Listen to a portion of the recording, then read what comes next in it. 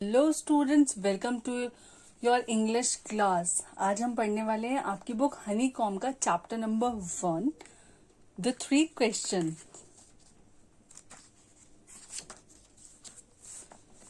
The 3 question, ये जो story है ये एक राजा के बारे में है। काफी टाइम पहले एक राजा हुआ करता था, उसके दिमाग में अचानक 3 सवाल आते हैं और वो इन 3 सवालों का जवाब चाहता है। उसके लिए उसने अपने शहर में घोषणा भी कराई कि जो इन सवालों का जवाब देगा उसे वो बहुत सारा पैसा देंगे। तो चलिए स्टोरी पढ़ते हैं और देखते हैं कि राजा को उसके 3 सवालों का जवाब मिला, और मिला तो कैसे मिला, और इस लेसन से हमें क्या सीखने के लिए मिला। तो स्टोरी को शुरू करते हैं। The thought come to a certain king that he would never fail if he knew 3 things. These 3 things were: what is the right time to begin something? Which people should he listen to? What is the most important thing for him to do? एक राजा था, उसके दिमाग में अचानक से ख्याल आता है कि अगर उसे ये 3 बातें पता चल जाएं तो वो जिंदगी में कभी भी फेल नहीं होगा। तो ये 3 बातें क्या थी? What is the right thing to begin something? किसी भी चीज को शुरू करने के लिए सबसे सही समय क्या है? Which people should he listen to? दूसरा था, उसे किन लोगों की सलाह या किन लोगों की बातों को ध्यान से सुनना चाहिए। तीसरा है, what is the most important thing for him to do? उसके लिए सबसे इम्पोर्टेंट क्या है, उसे क्या करना चाहिए, सबसे इम्पोर्टेंट क्या चीजें हैं। तो ये 3 क्वेश्चन एक राजा के दिमाग में आते हैं। अब राजा क्या करता है? The king therefore sent messengers throughout his kingdom, promising a large sum of money to anyone who would answer these 3 questions. राजा अपने पूरे राज्य में अपने जो मैसेंजर्स होते हैं, मैसेंजर कौन होते हैं? जो राजा का संदेश पहुंचाते हैं, जिन्हें आप कोई संदेश बताएं और वो उसको स्प्रेड करें, तो उन्हें मैसेंजर्स कहते हैं। तो जो मैसेंजर्स थे उनके थ्रू राजा क्या करता है कि अपने राज्य में घोषणा करवा देता है कि वो उस व्यक्ति को बहुत सारा इनाम या बहुत सारा धन देंगे जो राजा के इन 3 क्वेश्चंस का जवाब देंगे। Many wise men come to the king, but they all answered his question differently. बहुत सारे लोग कहाँ आ जाते हैं? राजा के पास आते हैं और अलग अलग जवाब देते हैं। In reply to the first question के रिप्लाई में some said the king must prepare a timetable and then follow it strictly. Only in this way, they said, could he do everything at its proper time. तो कुछ लोग राजा को suggestion देते हैं कि राजा को एक प्रॉपर टाइम टेबल बनाना चाहिए, उसको स्ट्रिक्टली फॉलो करना चाहिए। तभी राजा को जो उनका पहला क्वेश्चन था कि सही कौन सा समय है किसी भी चीज को करने का, या सही समय क्या है, तो तभी वो सही समय पे चीजें कर पाएंगे। ऐसा कुछ लोगों ने राजा को एडवाइस किया। Others said that it was impossible to decide in advance the right time for doing something. कुछ लोगों ने कहा ये तो बिल्कुल गलत हो जाएगा कि पहले से कोई कैसे डिसाइड कर ले कि किसी भी काम को करने का क्या टाइम हो सकता है। The king should notice all that was going on. राजा ने सभी को नोटिस किया, सभी की बातें सुनी। अवॉइड फुलिश प्लेजर, कुछ ने कहा कि राजा को जो बेकार के सुख हैं उनको अवॉइड करना चाहिए। Always do whatever seem necessary at that time, तो राजा को वही करना चाहिए जो उस वक्त इम्पोर्टेंट दिखाई दे रहा है राजा को। कुछ लोगों ने ये एडवाइस किया। Yet others said that the king needed a council of wise men who would help him act at the proper time. कुछ लोगों ने एडवाइस किया कि राजा को एक काउंसिल बनानी चाहिए बुद्धिमान लोगों की, जो उसे बताएं कि सही समय पे क्या करना चाहिए। This was because one man who find it impossible to decide correctly, कि भाई अकेला आदमी कैसे पता लगाएगा कि किस समय पे क्या करना है, किस समय पे क्या नहीं करना है। Without help for others, the right time for every action, कैसे पता लगा? But then others said that there were something which could be urgent. These things could not wait for the decision of the council. लेकिन कुछ लोगों ने कहा कि अगर आप काउंसिल बना लो तो कुछ डिसीजन ऐसे होते हैं जो किसी का भी इंतजार नहीं करते और राजा को काउंसिल का इंतजार नहीं कर सकते। In order to decide the right time for doing something it is necessary to look into the future. तो राजा भविष्य के बारे में देखेंगे या सही चीजों के निर्णय के बारे में देखेंगे। And only magicians could do that.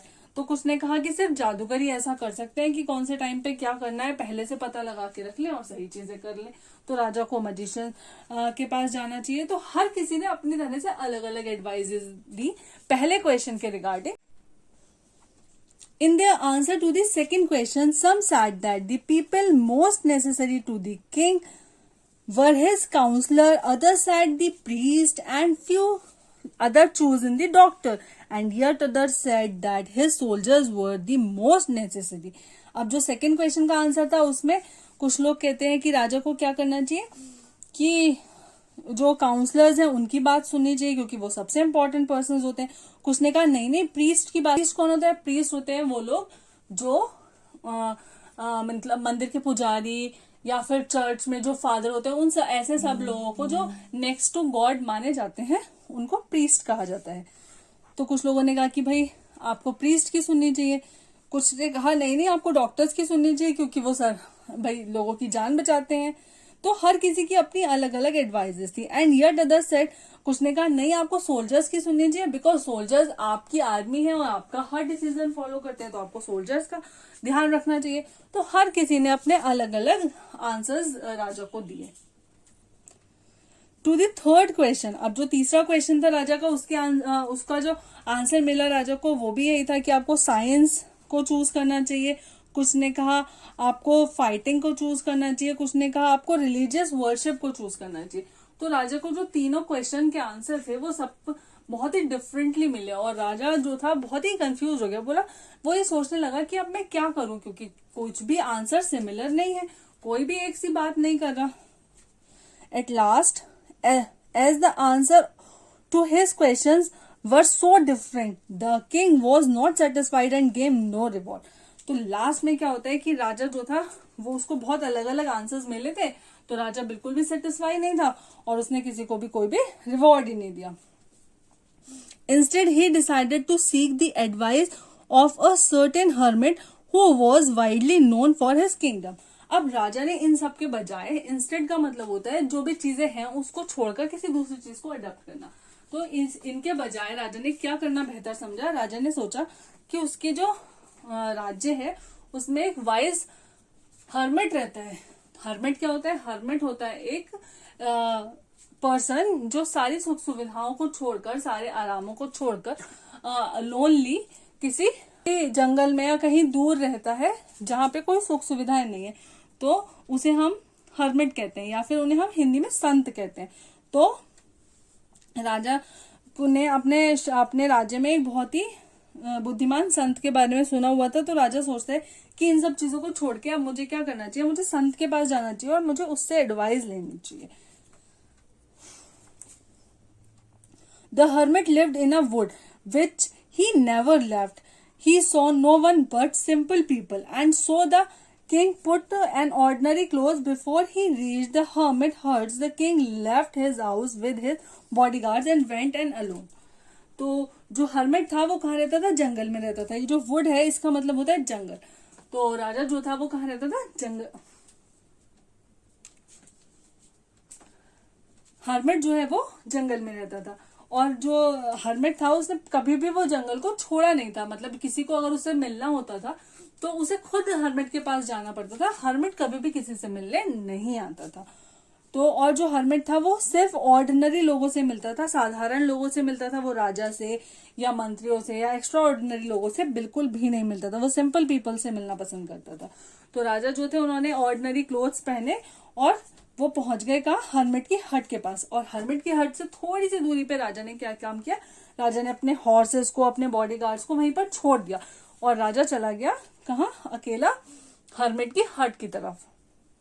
As the king came near the hermit's hut, he saw the hermit digging the ground in front of his hut. तो राजा जब कहाँ पहुंचा? राजा पहुंचा हर्मिट की हट के पास। तो उन्होंने क्या देखा कि हर्मिट जो है वो अपनी हट के सामने मिट्टी को खोद रहे हैं। डिगिंग का मतलब होता है खोदना, मिट्टी खोदना। तो जो हर्मिट थे वो क्या कर रहे थे? वो हट के सामने मिट्टी को खोद रहे थे। He greeted the king and continued digging. उन्होंने राजा को ग्रीट किया। अब ग्रीट का मतलब क्या होता है? ग्रीट का मतलब होता है किसी का आदर सत्कार करना। मतलब उन्होंने उनसे नमस्ते करना, दुआ सलाम करना या उनको एक जेस्चर दिखाना, उसको हम कहते हैं ग्रीटेड। वेलकम का जो जेस्चर होता है। तो जो हर्मिट थे उन्होंने राजा को ग्रीट किया और कंटिन्यूड डिगिंग, और अपने काम में वापस लग गए। डिगिंग कर रहे थे, डिगिंग में वापस लग गए। The hermit was old and weak, and as he worked, he breathed heavily. तो जो hermit थे वो बहुत ही ज्यादा बूढ़े और कमजोर हो गए थे और बहुत ही मेहनत का काम कर रहे थे, तो जो उनकी सांस थी वो काफी फूलने लगी थी। The king went up to the hermit and said, I have come to you, wise hermit, to ask you to answer 3 questions. How can I learn to do the right things at the right time? Who are the people I need most and what affairs are the most important? तो जो राजा थे उन्होंने hermit से कहा कि मैं आपके पास आया हूँ बुद्धिमान संत, आपके पास आया हूँ क्या पूछने, मैं आपसे पूछने आया हूँ अपने 3 सवालों का जवाब, क्योंकि आप बहुत बुद्धिमान है। और वो फिर रिपीट करते अपने 3 सवाल। How can I learn to do the right things at the right time? मैं कैसे सीखूं सही समय पे सही काम करना। दूसरा क्वेश्चन बोलते हैं, who are the people I needed most? वो कौन से लोग हैं जिनकी मुझे सबसे ज्यादा आवश्यकता है, और मैं ऐसे कौन से काम है जिन पे सबसे ज्यादा ध्यान दूं? तो वो हर्मिट से अपने 3 सवाल पूछते हैं। The hermit listen to the king but did not speak, he went on digging. You are tired, said the king, let me take the spade and work in your place. अब जो थे hermit, यहाँ पे hermit जो थे उन्होंने राजा की बातें सुन ली, लेकिन कोई भी जवाब नहीं दिया और अपने काम में वापस लग गए, क्योंकि वो डिगिंग कर रहे थे। तो वो डिगिंग करने वापस उन्होंने डिगिंग करना शुरू कर दिया।